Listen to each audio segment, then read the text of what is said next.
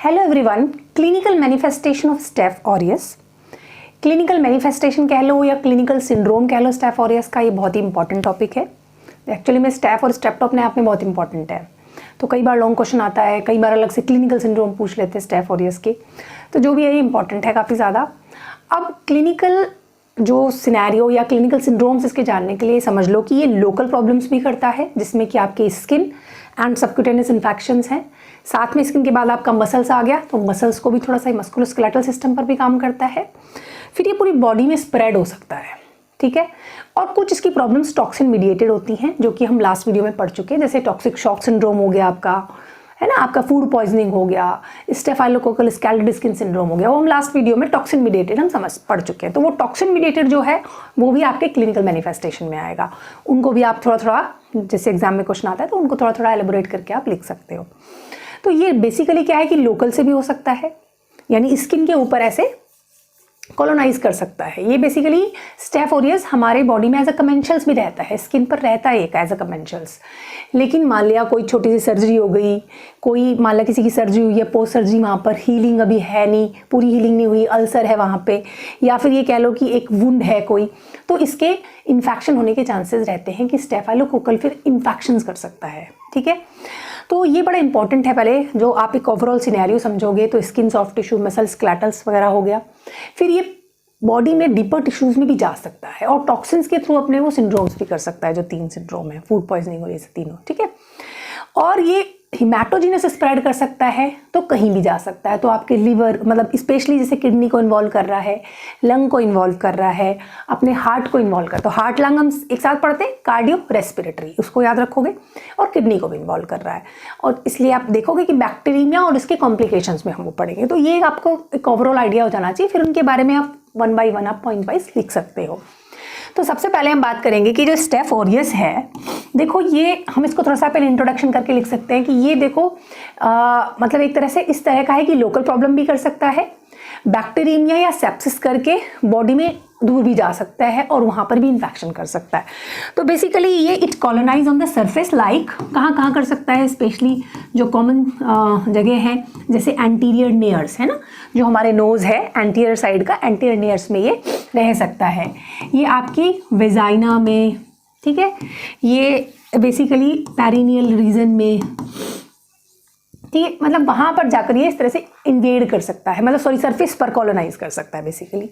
या फिर ये इन्वेड कर सकता है थोड़ा सा, सिर्फ जैसे कोई माइनर एब्रेशंस है ना, या कोई इंस्ट्रूमेंटेशन है ना, उसके थ्रू बेसिकली, जैसे मान लिया आईवी ड्रग यूज़र हम कर रहे हैं, हमने आईवी चढ़ाया, आईवी ड्रग यूज़र, अब उनमें बहुत ज़्यादा अगर आईवी ड्रग्स यूज़ हो रही हैं तो उसके थ्रू भी इन्फेक्शन ये कॉज कर सकता है, सेप्सिस कॉज कर सकता है। तो मतलब टिश्यू में ये सिर्फ सरफेस पर कॉलोनाइज कर सकता है, तो यानी स्किन और जो स्किन और सॉफ्ट टिश्यू के इन्फेक्शन है वो हो गया, थोड़ा सा इन्वेड कर लेगा और ज़्यादा डीपर टिश्यू में भी जा सकता है, या फिर ये डिस्टेंट साइट्स में जा सकता है, जैसे किडनी में चला गया, हार्ट में चला गया, लंग्स में चला गया, तो वहाँ पर ये हिमैटोजिनस स्प्रेड करके through septicaemia and it's complication से कर सकता है। सेप्टिसीमिया होता है जब बॉडी में पूरी जगह, कहीं दूर जगह जाके पूरी बॉडी में मल्टीपल ऑर्गन्स इन्वॉल्व होते हैं, उसको सेप्टिसीमिया कहते हैं, है ना, एक मतलब सिस्टेमिक इन्फेक्शन जो होता है उसको हम सेप्टिसीमिया कहते हैं।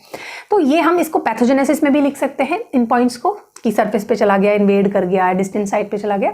और हम क्लिनिकल, अगर क्वेश्चन आता है क्लिनिकल सिंड्रोम पे, तो भी हम लिख सकते हैं पॉइंट्स को। अब जो इसकी मैकेनिज्म है वो तो टॉक्सिन मीडिएटेड भी मैकेनिज्म हो सकती है, जैसे कि हमने वहाँ पढ़ा था toxic shock syndrome, food poisoning, है ना, और स्टेफाइलोकोकल स्कैल्डेड स्किन सिंड्रोम। 4 बार ऐसे बनाते हो, staphylococcal स्कैल्डेड skin syndrome.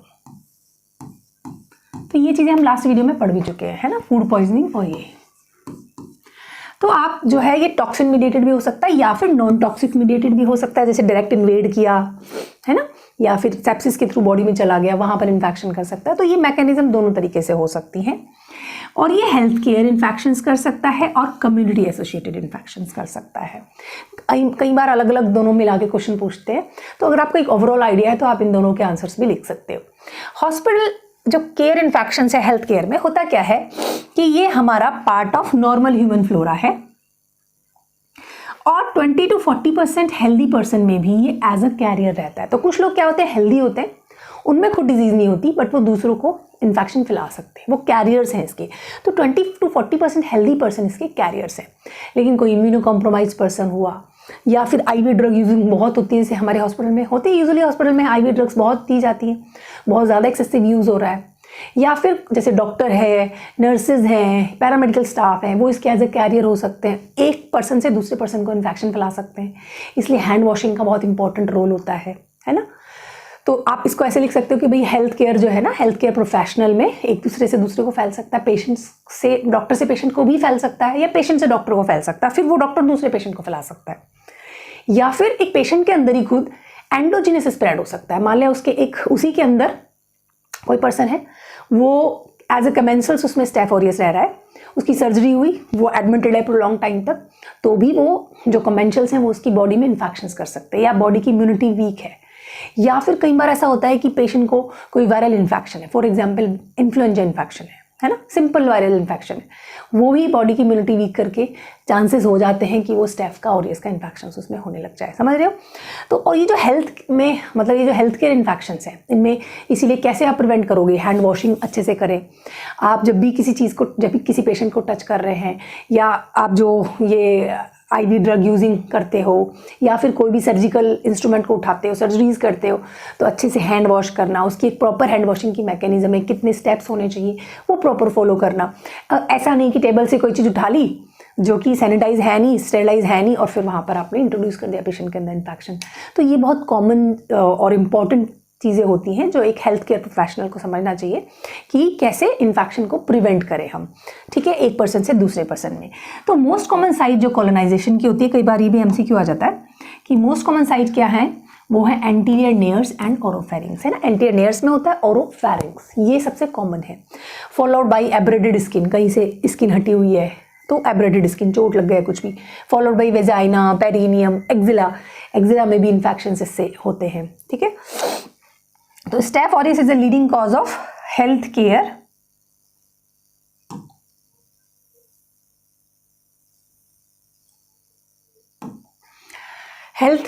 Associated infections. तो ये बहुत इंपॉर्टेंट है कि स्टेफ ऑरियस जो है हेल्थ केयर एसोसिएटेड इन्फेक्शंस, क्योंकि कैरियर की तरह काम कर रहे हैं, ये सारी चीज़ें मैंने आपको बता दी, ठीक है। मल्टी ड्रग रेजिस्टेंट होता है, इसलिए बड़ा इंपॉर्टेंट पॉइंट ये है कि जो इन्फेक्शंस होते हैं हॉस्पिटल्स में या हेल्थ केयर वर्कर्स में, एक दूसरे से दूसरे को फैल रहे हैं, हॉस्पिटल सेटअप में एक इन्फेक्शंस होते हैं, इसलिए एक तो ये कहा जाता है अननेसेसरी एडमिट नहीं होना चाहिए अगर ज़रूरत नहीं है, हाँ ज़रूरत है तो एडमिट होना है।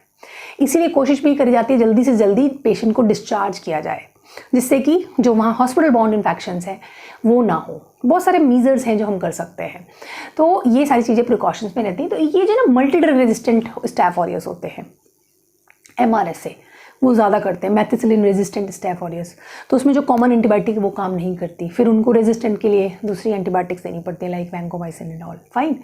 तो ये जो होते हैं बड़ा मुश्किल होते हैं ट्रीट करने, क्योंकि मल्टी ड्रग रेजिस्टेंट होते हैं। तो ये भी बड़े इंपॉर्टेंट बेसिक कॉमन पॉइंट्स हैं about the staph aureus infections. तो अब हम इसको कैसे डिस्कस करें, हम इनको कुछ हेडिंग्स को पहले जो कॉमन हेडिंग्स हैं उनके अंदर में इनको डिवाइड कर लेते हैं, फिर उनके बारे में आप इसको डिटेल में हम इसको बोलेंगे कि 1 बाय 1 हम कैसे बात कर सकते हैं। तो सबसे पहला पॉइंट तो हमने बात करी है कि skin and soft tissue infections.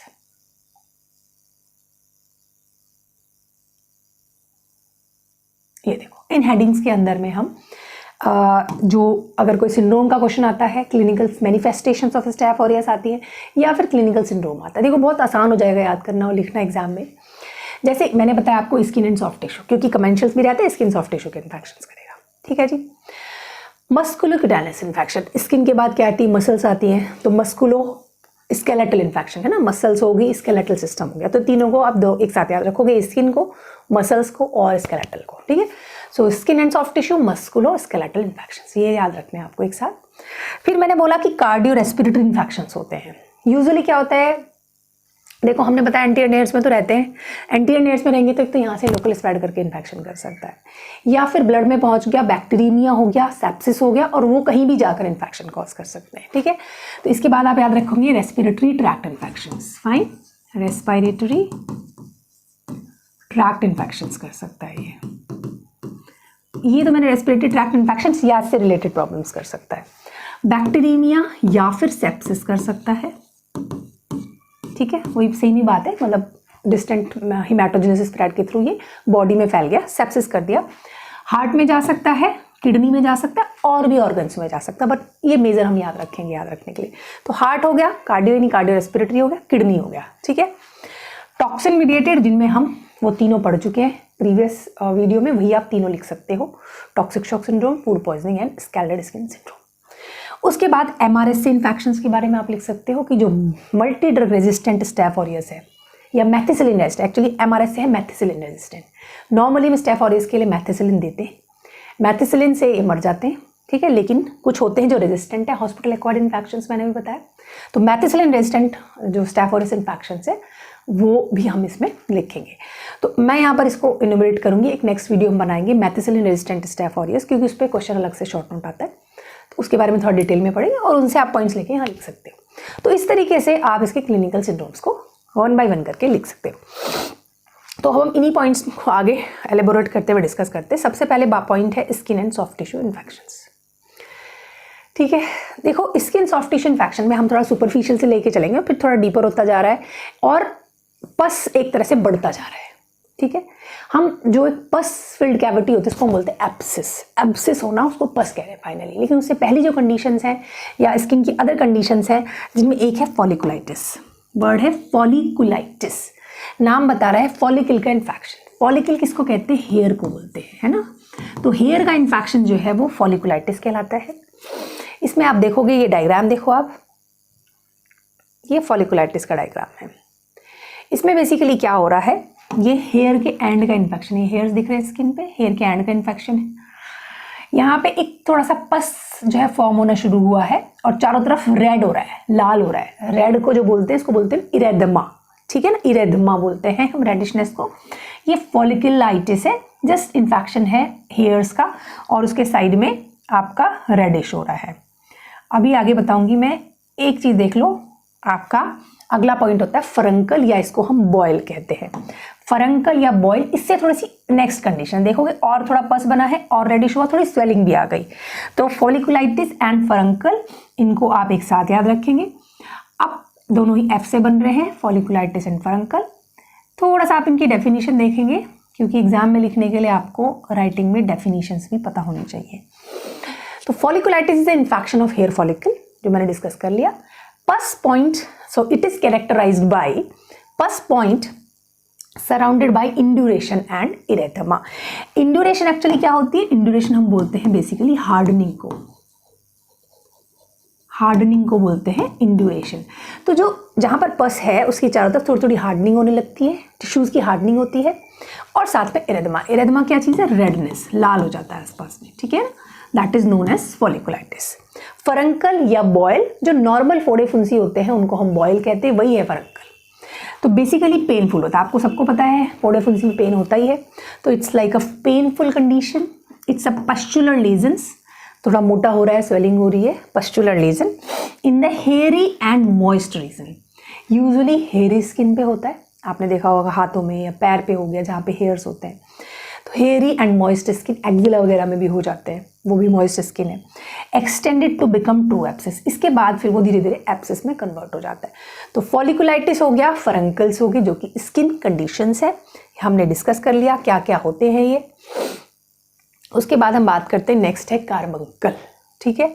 Carbuncle देखो ये नेक के एरिया में दिखता है, ठीक है, नेक के एरिया में ज़्यादा चांस रहते हैं दिखने के, और भी एरियाज में हो सकते हैं। कार्बंकल है, it's a severe painful condition, थोड़ा बढ़ गया एक तरह से कह लो आप, है ना, और थोड़ी सीवियर कंडीशन है।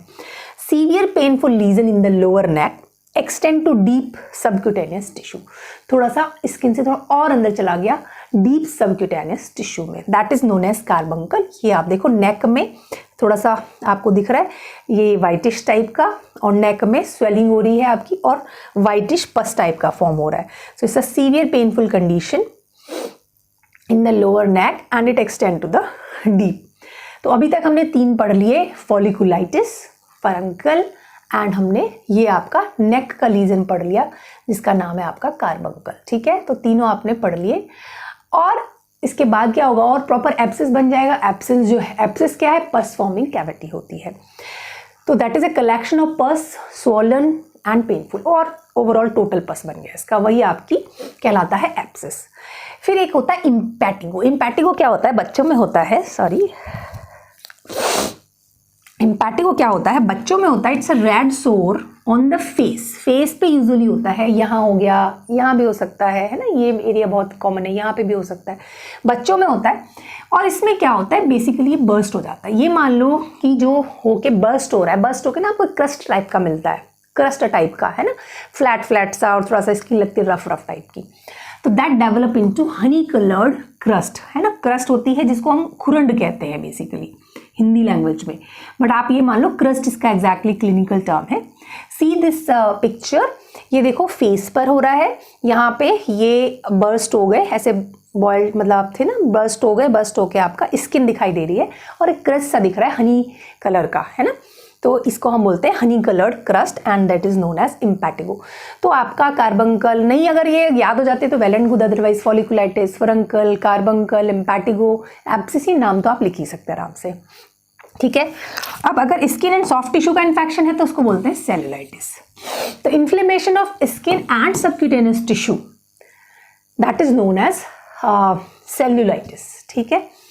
डेवलप अराउंड अ वुंड और एन अल्सर। अब हम जैसे कोई इन्फेक्शन हो रहा है या जैसे वहाँ पर वुंड है ना, कोई चोट लगी है उसमें सेलुलाइटिस हो सकती है, कोई सर्जरी हुई है उसमें सेलुलाइटिस हो सकती है, तो ये आपका स्किन एंड सबक्यूटेनियस टिश्यू का इन्फेक्शन है।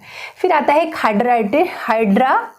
हाइड्राडेनाइटिस सुपुराटाइवा। देखो नाम बता रहा है हिड्राइटिस सुपुराटाइवा। सुपुरेटिव जो लीजन्स होते हैं वो पस फॉर्मेशन को बोलते हैं बेसिकली, तो वहाँ पे पस फॉर्म हो रहा है। और यूजुअली जो ये कहाँ होते हैं, जैसे एक्जिला वगैरह में होते हैं, जहाँ पर आपकी स्वेट फॉर्मिंग ग्लैंड्स होती हैं। तो स्वेट फॉर्मिंग ग्लैंड्स होती हैं, उनमें ये रिकरेंट बार बार होते हैं। आपने देखो कहीं कहीं एरिया पे बार बार इन्फेक्शन होते हैं, तो they are recurrent follicular infection in area rich in apocrine glands. Apocrine glands is like sweat glands जैसे होती है, वहाँ पर जैसे एक्जिला है, वहाँ पर बार बार किसी को बार बार एक्जिला जो एरिया होता है उसमें बार बार फोड़े फुंसी होते हैं, वो बेसिकली देखा जाए तो यही होता है हिड्राडेनाइटिस आपका सुपरटाइवा। सुपरटाइवा वर्ड याद रख लोगे इन्फेक्शन से, ठीक है। अब जब पस होता है ना, ड्रेन अगर कर दो तो ये अपने आप ही सेल्फ हीलिंग हो जाते हैं, ठीक है, आराम से बहुत जल्दी क्विकली हील कर जाते हैं पस, लेकिन ड्रेन करना पड़ता है। Self healing word is not right, you can say heal quickly. इसलिए ऐसा नहीं है कि जो ये जो सारी चीज़ें हो रही हैं इनको आप हिला के, इनकी जो कवरिंग होती है उसको नहीं हटाना चाहिए, क्योंकि जो कवरिंग होती है वो आसपास में इन्फेक्शंस को नहीं फैलने देती। इसलिए इसको कभी भी ब्रेक नहीं करना चाहिए बाय मैनिपुलेशन और ट्रॉमा। ये हम इसको जो है ना, क्योंकि जो फाइब्रिनस वॉल है अराउंड द एब्सेस वो बहुत ही सपोर्टिव होती है और इसको ब्रेक नहीं करने देती। तो ये हो गए हमारे सारे के सारे स्किन के infections by this staph aureus. Musculoskeletal infections, तो देखो याद रखने का तरीका है, स्किन के नीचे मसल्स होगी और बोन्स होगी। तो मसल्स और स्केलेटल मसल्स भी जो है, मतलब बोन्स भी इन्वॉल्व है इसकी, जो हमारी बॉडी की रहती है। तो जैसे आप अगर देखेंगे कि स्टेफाइलोकोकस ऑरियस जो है वो सेप्टिक आर्थराइटिस भी करता है, ऑस्टियोमाइलाइटिस भी करता है, ठीक है। तो आप जो आर्थराइटिस हो गई वो किसका इन्फेक्शन हो गया, जो हमारे जॉइंट्स हैं उनका इन्फेक्शन हो गया।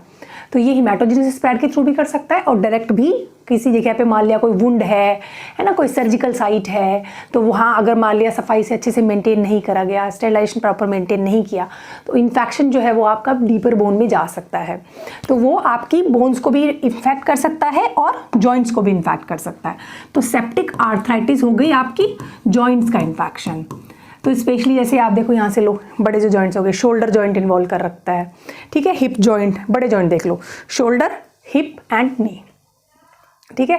जैसे हम एक बच्चे छोटा को एक पोएम सिखाते होते हैं, है ना, उसमें ये होता है, मतलब बेसिकली शोल्डर का या सिखाते हैं, मेजर जो होता है ना हिप का सिखाते हैं और नी का सिखाते हैं। तो उसी तरीके से आप याद कर लो कि मेजर जो है 3 तो ये मेजर हो गए और एक फैलेंजेस जो होते हैं, ये जो फैलेंजेस है ना, ये जो जॉइंट्स हैं इनकी आर्थराइटिस कर सकता है बेसिकली। तो ये सेप्टिक आर्थराइटिस है।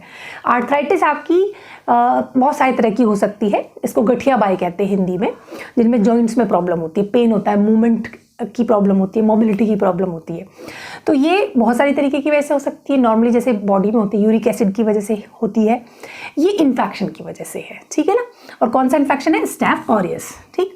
ऑस्टियोमाइलाइटिस, ऑस्टियोमाइलाइटिस किसका इन्फेक्शन है, बोन्स का। तो ऑस्टियोमाइलाइटिस यानी आपने बोन्स भी हो गए इन्वॉल्व, जॉइंट्स भी इन्वॉल्व हो सकते हैं। इसमें बच्चों में तो देखो लॉन्ग बोन्स इन्वॉल्व होती हैं, जो छोटे बच्चे होते हैं उनमें लॉन्ग बोन्स इन्वॉल्व होती है और बड़े बच्चों में जो है वर्टिब्री इन्वॉल्व होती है। बड़े बच्चों मतलब एडल्ट्स में, नॉट बच्चे, तो बड़े लोगों में जो है वर्टिब्री इन्वॉल्व होती है। वैसे भी आप याद रख सकते हो कि जो बड़े लोग होते हैं उनमें यूजुअली बैक पेन वगैरह होता है ना। नॉर्मली याद करने का तरीका, मैं नहीं कह रही कि इसको हमेशा ऐसा ही होगा, तो उनमें ज़्यादा वर्टिब्री याद रख सकते हो कि स्टेफाइलोकोकस वर्टिब्री इन्वॉल्व करता है इन द एडल्ट्स। छोटे बच्चों में जो लॉन्ग बोन्स होती हैं वो ज़्यादा इन्वॉल्व होती हैं, ठीक है। उसके बाद हम बात करते हैं मस्कुलोस्केलेटल में और क्या क्या आता है। तो देखो, एक आपका आता है पायोमायोसाइटिस और एक आता है आपका एब्सिस फॉर्मेशन। तो पायो मानी होता है, पायो जो बोलते हैं, पायो वर्ड होता है पस के लिए यूज होता है, और मायोसाइटिस, मायो वर्ड होता है मसल्स के लिए, और आइटिस अगर कहीं लगा दिया तो ये होता है इन्फ्लेमेशन। जैसे आप कंजक्टिवाइटिस आंखों का हो गया है ना, यहाँ पे कंजक्टिवाइटिस नहीं है, मैं जस्ट वैसे बता रही हूँ, आइटिस जहाँ भी लगाओगे इन्फ्लेमेशन होता है। तो यहाँ पे पायोमाइसाइटिस का मतलब है मसल्स में पस हो रहा है, ठीक है ना, इन्फेक्शन की वजह से।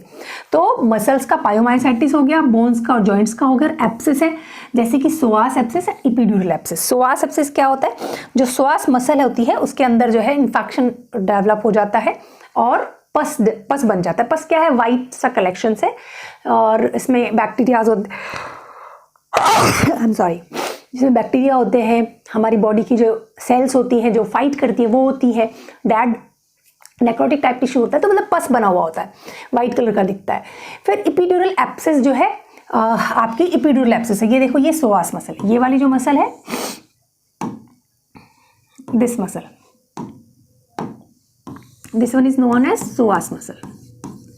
ये देखोगे आप, ये वर्टिब्री है, ये आपकी पेल्विस है, तो ये इस तरीके से इन्वॉल्व होता है, जो कि वर्टिब्रा के मूवमेंट में इन्वॉल्व होता है, आपके हिप के मूवमेंट में होता है, अपर जो लिम्ब है उसके इन्वॉल्व, मतलब सॉरी अपर लिम्ब, जो upper part of lower limb है ना, उसको के इन्वॉल्व के मूवमेंट में इंपॉर्टेंट रोल प्ले करता है।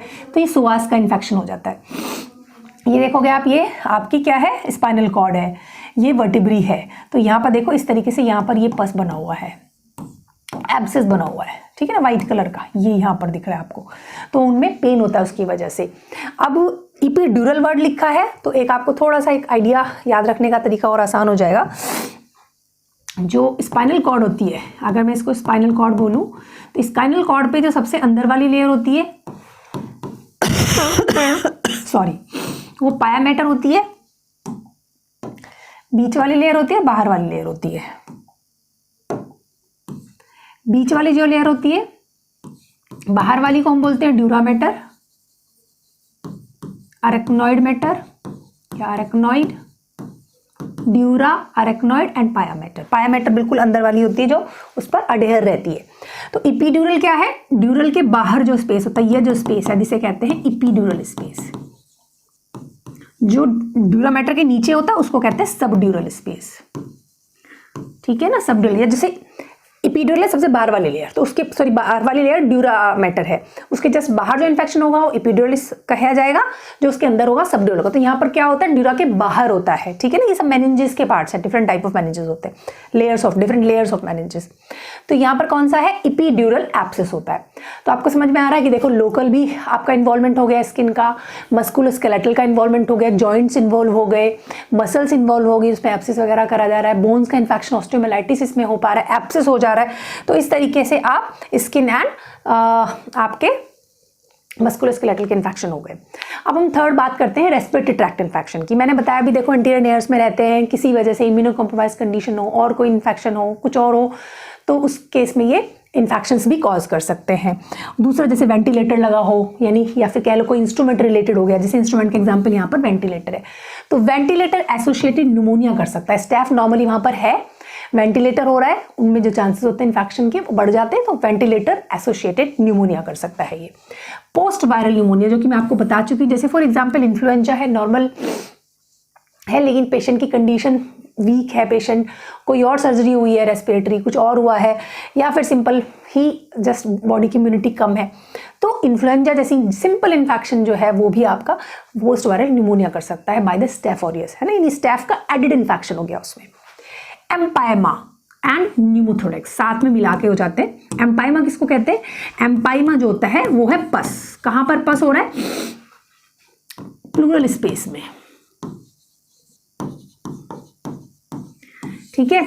नॉर्मली जो प्लूरल स्पेस होता है ना, आपका जो लंग्स के बाहर प्लूरा होती है, प्लूरल स्पेस में थिन सा लिक्विड होता है नॉर्मली, बहुत थोड़ा सा स्लाइडिंग के लिए, फ्रिक्शन वगैरह ना हो उस सब के लिए होता है। तो अगर उसमें एयर भर जाती है तो उसको हम बोलते हैं न्यूमोथोरेक्स, ठीक है ना। न्यूमो माने होता है, न्यूमो वर्ड होता है एयर के लिए, तो उसमें एयर भरी हो गई प्लस एम्पाइमा। एम्पाइमा क्या? पस भर गया उसमें, तो उसमें थोड़ा पस का कलेक्शन हो गया, थोड़ा एयर का कलेक्शन हो गया, तो एम्पाइमा एंड न्यूमोथोरेक्स साथ साथ हो रहा है because of this staph aureus infection. समझ में आ रहा है? उसके बाद हम बात करते हैं सेप्टिक पल्मोनरी एम्बोलाई। इन्फेक्शन हुआ, वहां पे इन्फेक्शन हुआ तो सेप्सिस हो रहा है। पल्मोनरी एम्बोलाई है ना, कोई जैसे इन्फेक्शन का थ्रोम्बस है वहां पे, वो एम्बोलाई में कन्वर्ट हुआ, वो जाके आपका कहाँ पे इकट्ठा हो गया? जाके लंग्स में, आपके लंग के पैरेन्काइमा में, लंग्स में इकट्ठा हो रहा है, तो सेप्टिक पल्मोनरी एम्बोलाई हो सकता है। न्यूमैटोसील हो सकते हैं। सील किसको बोलते हैं? कैविटी को बोलते हैं, ठीक है ना।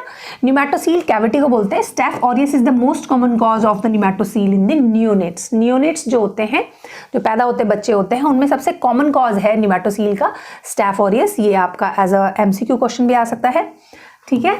तो न्यूमैटोसील क्या? कैविटी बन गई, इसे हम कैविटरी निमोनिया भी कह सकते हैं, ठीक है ना। कैविटी बन गई। कैसे कैविटी बन गई? जो वहां पर इन्फेक्शन हुआ, इन्फेक्शन के बाद वहां पर आपका लिक्विफेक्शन होता है, नेक्रोसिस होता है। नेक्रोसिस मतलब सेल डेथ हो रही है। नेक्रोसिस होता है सेल डेथ, पैथोलॉजी में आप पढ़ते हैं, सेल डेथ हो रही है, सेल खराब हो रही है, वहां पे लिक्विफिकेशन हो गया और वहां पर कैविटी बन गई, ठीक है ना। तो दैट इज नोन एज न्यूमैटोसील। तो ये सारी लंग की बहुत सारी कंडीशंस इसमें डेवलप हो सकती हैं, है ना। एम्पाइमा हो गया, सेप्टिक पल्मोनरी एम्बोलाई हो गया, तो लंग्स का आप ध्यान रखो, फिर आप इनको बोल सकते हो कि न्यूमोथोरेक्स है, एम्बोलाई है ना, न्यूमैटोसील है। उसके बाद टॉक्सिन मीडिएटेड इलनेस हम लास्ट वीडियो में डिस्कस कर चुके हैं, अभी इसको डिस्कस नहीं कर रहे। वही जो है आपको यहाँ पर अलग अलग उसमें लिख सकते हो जब आपका क्लिनिकल सिंड्रोम का क्वेश्चन आता है। फिर हम बात करेंगे बैक्टीरियमिया की। तो देखो, जो इन्फेक्शन है वो लोकल भी है इसका, और ये पूरी बॉडी में फैल के बैक्टीरियमिया या सेप्सिस भी कर सकता है। तो सेप्टिक शॉक कर सकता है, सेप्सिस कर सकता है। शॉक क्या चीज होती है? शॉक में होता है हाइपोटेंशन, बीपी बहुत कम हो जाता है ना, बीपी बहुत कम हो जाता है। आप शॉक बहुत टाइप का होता है, डिफरेंट टाइप के शॉक होते हैं। सेप्टिक शॉक है, हेमरेजिक शॉक है, अगर ब्लड बॉडी से बाहर निकल रहा है ज़्यादा तो हेमरेजिक शॉक होता है। जस्ट आप यहाँ देखिए कि ये सेप्टिक शॉक है, यानी इन्फेक्शन ऑफ स्टेफ ऑरियस की वजह से बीपी बहुत कम हो गया, ब्रीदिंग डिफिकल्टी होती है, वीकनेस होती है, फीवर भी होता है, सारी की सारी चीज़ें सेप्टिक शॉक में होती है, ठीक है। तो जस्ट हैव एन आइडिया कि यहाँ पर सेप्टिक शॉक स्टेफ ऑरियस की वजह से हो सकता है। ये इन्फेक्शन मैंने बोला लंग में जा सकता है, तो लंग की सारी चीज़ें हो गई। मैंने बोला था कार्डियक साथ में याद रखते हो तो हार्ट हो गया। इसमें इन्फेक्टिव एंडोकार्डाइटिस कॉज करता है। इन्फेक्टिव एंडोकार्डाइटिस की वीडियो में आप स्टेफ ऑरियस इन्फेक्शन को और डिटेल में पढ़ सकते हो। किडनी में इन्फेक्शन होता है। जॉइंट्स और बोन अभी हम पढ़ ही चुके हैं कि जॉइंट्स और बोन भी इन्फेक्शन कर रहा है, तो वो सेप्सिस के थ्रू भी हो सकते हैं या फिर डायरेक्ट टिश्यू बहुत डीप जाकर भी मतलब इन्वेड करके भी बैक्टीरिया वहां पर जॉइंट्स और बोन्स की प्रॉब्लम्स को कर सकता है, ठीक है। जो किडनी है, अब किडनी ये तो हम पढ़ चुके हैं, शॉक हमने पढ़ लिया, लंग्स की हमने प्रॉब्लम्स पढ़ ली, अभी किडनी की और हार्ट की हम पढ़ लेते हैं। किडनी में स्टेफाइलोकोकस यूटीआई होती है, यानी यूरिनरी ट्रैक्ट इन्फेक्शन होता है। पाइलोनेफ्राइटिस होती है, ठीक है ना, वो भी इन्फेक्शन है किडनी के ऑर्गन्स का। यूटीआई बाई कैथेटर इंसर्शन, जो कि रेयर कॉज है, मतलब स्टेफ ऑरियस जो है कैथेटर जब हम लगाते हैं उसके यूटीआई का रेयर कॉजेज है। यूटीआई के ज़्यादा और कॉजेज क्या होंगे हम यूरिनरी ट्रैक्ट इन्फेक्शन में पढ़ेंगे, बट जस्ट एन आइडिया है कि स्टेफ ऑरियस जो है वो जैसे बैक्टीरियमिया हुआ और वहाँ पर आए सेप्सिस हुआ, तो साथ में स्टेफ भी यूरिनरी ट्रैक्ट इन्फेक्शन कर सकता है, पाइलोनेफ्राइटिस कर सकता है, कभी कभार के केस में ये कैथेटर इंड्यूस्ड भी कर सकता है इन्फेक्शन, यूजुअली नहीं होता। हार्ट में मैंने बताया इन्फेक्टिव एंडोकार्डाइटिस, तो इन्फेक्टिव एंडोकार्डाइटिस की वीडियो में और पढ़ोगे तो उसको भी आप क्लिनिकल सिंड्रोम में थोड़ा डिटेल में रख सकते हो, डिपेंड आपका कितने मार्क्स का क्वेश्चन है। कोशिश ये करनी चाहिए पॉइंट्स ज़्यादा से ज़्यादा लिखो, भले उनके अंदर थोड़ा थोड़ा लिखो, जिससे पता चल जाए कि हाँ भाई आपको इतने सारी चीज़ों का आइडिया कि हाँ यहाँ के ऑर्गन्स को ये इन्फेक्ट कर सकता है, ठीक है। इसमें बड़ी अच्छी चीज़ ये है कि देखो इंपॉर्टेंट आपको याद रखनी होती है, एक प्रोस्थेटिक वॉल्व एंडोकार्डाइटिस, एक होती है नेटिव वाल्व, यानी कि जो एंडोकार्डाइटिस क्या है, बेसिकली एंडोकार्डियम इन्वॉल्व हो रहा है हार्ट का, ठीक है ना। तो डिफरेंट लेयर्स हैं हार्ट की, तो एंडोकार्डियम वाली इन्वॉल्व हो रही है और वॉल्व इन्वॉल्व होती है बेसिकली इसमें, जो हार्ट की वाल्व होती है। तो नेचुरल जो वॉल्व होती है वो इन्वॉल्व हो सकती हैं, उन पर वेजिटेशंस बनते हैं, फ्राइबल वेजिटेशंस कहते हैं उनको। और बेसिकली प्रोस्थेटिक वॉल्व यानी जो वॉल्व लगाई गई है किसी और प्रॉब्लम की वजह से, मान लिया वाल्व्स में प्रॉब्लम है, आर्टिफिशियल वॉल्व लगाई, उन्हें प्रोस्थेटिक वॉल्व कहते हैं। तो नेटिव वॉल्व का इन्फेक्शन भी हो सकता है, नेटिव मतलब जो पहले से बॉडी में है, या फिर जो हमने आर्टिफिशियली बाहर से लगाई प्रोस्थेटिक वॉल्व, उनका इन्फेक्शन भी हो सकता है। तो दोनों एंडोकार्डाइटिस ये कर सकता है, पहली बात। फिर जो आईवी ड्रग यूजर्स होते हैं, अब्यूज कर रहे हैं, बहुत ज़्यादा ले रहे हैं, उनमें भी ये चांसेस होता है कि ये एंडोकार्डाइटिस कर सके। तो एक चीज़ आपको इंपॉर्टेंट याद रखनी है, जो नेटिव वॉल्व की एंडोकार्डाइटिस है वो लेफ्ट साइड में ज़्यादा होती है। Steph aureus is most common cause. जो आईवी ड्रग यूजर है उनमें राइट साइड की ज़्यादा होती है। प्रोस्थेटिक वॉल्व वालों में भी एंडोकार्डाइटिस ये कर सकता है। तो आपको ऐसे याद रखना है कि जो स्टेफ ऑरियस है वो इन दोनों में मोस्ट इंपॉर्टेंट कॉज है, एक नेटिव वॉल्व में, एक आईवी ड्रग यूज एसोसिएटेड में, ठीक है ना। बाकी एंडोकार्डाइटिस में आप इसको डिटेल में पढ़ सकते हो उसकी वीडियो में। तो नेटिव वॉल्व एंडोकार्डाइटिस यूजुअली कहाँ है, लेफ्ट साइड में है। जो आईवी ड्रग यूजर है वो राइट साइड में, ऐसे आप इसको याद रखोगे, मतलब उसमें ज़्यादा चांस होते होने के। प्रोस्थेटिक वॉल्व भी करता है। बाकी नोजोकॉमियल एंडोकार्डाइटिस करता है। नोजोकॉमियल का मतलब होता है जो जैसे हॉस्पिटल वॉर्न है, बहुत ज़्यादा इन्फेक्शंस रहते हैं, सेंट्रल लाइन बहुत ज़्यादा यूज़ हो रही है वहाँ पर, तो चांसेस रहता है कि बॉडी में एंटर कर गया, वॉल में जाकर प्रॉब्लम कर गई और एंडोकार्डाइटिस इसने कर दी, ठीक है। तो आप ये ध्यान रखो कि हाँ भाई ये हार्ट में एंडोकार्डाइटिस भी कर सकता है। दूसरा, general central line associated blood stream infection भी करता है। सेंट्रल लाइन एसोसिएटेड, जो सेंट्रल लाइन लगती है ना हॉस्पिटल में, उनसे एसोसिएटेड भी ये इन्फेक्शन करता है, जिसको हम क्लैब्सी कहते हैं। क्लैब्सी कुछ नहीं है, सिंपल ही लिख रखा है इन्होंने, ये central line associated blood stream infections. Blood में इन्फेक्शन हो गया, सेंट्रल लाइन जब ज़्यादा यूज होती है, तो क्लैब्सी याद रख लो, क्लैब्सी, ठीक है ना। तो क्लैब्सी करता है ये स्टेफ ऑरियस एंड जो आपके कोगुलेज निगेटिव स्टेफ ऑरियस होते हैं, ये दोनों ही मोस्ट कॉमन कॉज होते हैं इसमें, ठीक है। फिर इन्फेक्शंस एसोसिएटेड विद एमआरएसए लिख दो आप। एमआरएसए में भी कौन सा, community associated, that is CEOs, क्योंकि दो तरह के एमआरएसए होते हैं, एक कम्युनिटी में ज़्यादा इन्वॉल्व होते हैं, एक हॉस्पिटल में ज़्यादा जो करते हैं। तो कम्युनिटी एसोसिएटेड जो एमआरएसए होते हैं, एमआरएसए क्या है, मेथिसिलिन रेजिस्टेंट स्टेफ ऑरियस। जैसे यूजुअली स्टेफ ऑरियस को हम मेथिसिलिन दे सकते हैं, पर कुछ ऐसे बैक्टीरिया होते हैं जो कि इसको रेजिस्टेंट हो जाते हैं, उनके बहुत सारे कॉजेज हैं, बहुत सारे इसकी मैकेनिज्म मतलब है बेसिकली। तो ये कम्युनिटी एसोसिएटेड एमआरएसए है। Soft skin, soft tissue most common site है। ऑब्वियसली स्किन इन्फेक्शन में ही हम स्टेफ ऑरियस को पढ़ रहे हैं, तो स्किन का ही सबसे ज़्यादा करता भी है ये some can be invasive infection, जो कि लाइफ थ्रेटनिंग हो सकते हैं। मतलब यूजुअली तो देखो skin, superficial fascia, subcutaneous tissue में इन्वॉल्व होता है एमआरएसए, बट बहुत कई बार बहुत लाइफ थ्रेटनिंग भी हो सकता है। For example necrotising fasciitis. Necrotising क्या हो रहा है, नेक्रोसिस किसको बोलते हैं, डेड टिश्यू को। फैसाइटिस किसको बोलते हैं, फेशिया। जो फेशिया है, देखो स्किन के थ्रू ये चला गया डीप फेशिया में, फेशिया में जाके इन्फेक्शन करा, इन्फ्लेमेशन करा, धीरे धीरे इसने वहाँ क्या किया, टिश्यू को डेड कर दिया, ठीक है ना। तो नेक्रोसिस हो गया, तो नेक्रोटाइजिंग फैसाइटिस बोल रहा है आपको, ठीक है ना। जैसे सर्जरी के बाद ये चीज़ हो सकती है, जो सर्जिकल स्कार है, जहाँ से सर्जरी के लिए आपने कट किया था, वहाँ से जाके अंदर इन्फेक्शन हो जाए, कितनी क्लीनिंग है, इसलिए कहते हैं ना वहाँ बहुत इंपॉर्टेंट होता है उसकी क्लीनिंग, बैंडेजिंग कैसे हो रही है, क्या बहुत इंपॉर्टेंट और चीज़ रोल प्ले करती है। नेक्रोटाइजिंग न्यूमोनिया, न्यूमोनिया क्या है, लंग पैरेन्काइमा का इन्फेक्शन है, उसमें भी डेड टिश्यू हो जाता है, और क्या बन जाता है फाइनली, वही नेक्रोसिस होके, लिक्विफेक्शन होके कैविटरी न्यूमोनिया बन जाता है, यानी वहाँ पर कैविटी डेवलप हो जाती है। तो इस तरीके से आप देखोगे तो जो क्लिनिकल सिंड्रोम है आपके, वो स्किन सॉफ्ट टिश्यू का हो गया, फिर मसल्स और स्केलेटल का हो गया, है ना, बोन्स का हो गया, जॉइंट्स का हो गया, रेस्पिरेटरी सिस्टम का हो गया, सेप्सिस होके किडनी में जाके यूटीआई कर सकता है, इन्फेक्टिव एंडोकार्डाइटिस हार्ट में जाके कर सकता है, उसके इन्फेक्शंस कर सकता है ब्लड के आपके, ठीक है। तो इस तरीके से आप देखोगे। फिर टॉक्सिन्स मेडिएटेड आप बोल सकते हो, जो आपने 3 पढ़े हुए, food poisoning, toxic shock syndrome, SSS 4 बार S, स्टेफाइलोकोकल स्कैल्डेड स्किन सिंड्रोम आप पढ़ सकते हो। फिर आप ये बता सकते हो कि भाई जो एमआरएसए है उसकी वजह से क्या क्या हो सकता है। तो this is all spectrum of the staph aureus infection. Thank you very much.